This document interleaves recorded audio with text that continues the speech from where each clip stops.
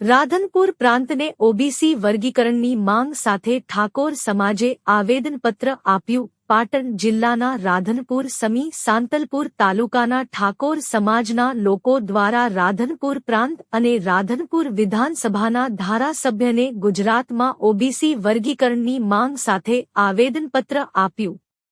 OBC કેટેગરીમાં આવતા ઠાકોર સમાજ અને અન્ય સમાજ સાથે અન્યાય થઈ રહ્યો હોય ન્યાયની માંગ સાથે મોટી સંખ્યામાં ઠાકોર સમાજના લોકો ઉપસ્થિત રહી આવેદનપત્ર આપ્યું.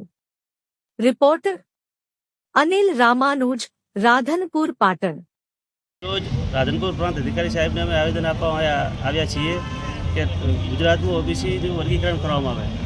ઓબીસીમાં જે આદિ ઠાકોર સમાજને ખૂબ અન્યાય થઈ રહ્યો છે, જે ઓબીસીનો લાભ મળી નથી રહ્યો, એના માટે અમે આજે બધા રાધનપુર સાંતલપુરના સમી ત્રણ તાલુકાના કર્મચારી જે વિદ્યાર્થીઓને અન્યાય થયેલો છે, વિદ્યાર્થીઓને સમાજના બધા આગેવાનો સાથે રહીને અમે આવેદન આવ્યા છીએ કે સરકારને અમારી માગણી છે કે જે ઓબીસી વર્ગીકરણનો મુદ્દો છે સરકારશ્રી અમારે રજૂઆત સાંભળે અને જલ્દી એનું નિરાકરણ લાવે અને અમારી સમાજના જે વિદ્યાર્થીઓને અન્યાય થઈ રહ્યો છે એ ન્યાય અપાવે. શું નામ તમારું?